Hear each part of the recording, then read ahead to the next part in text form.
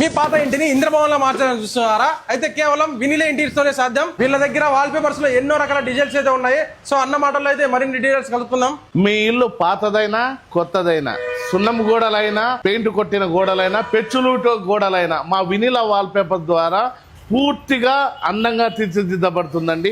కొన్ని వేల కలెక్షన్లు మీకు రెండు తెలుగు రాష్ట్రాల్లో ఎక్కడా లేని విధంగా ఈ రోజు అయితే కొన్ని వేల కలెక్షన్లు కొత్తవన్నీ వచ్చాయండి.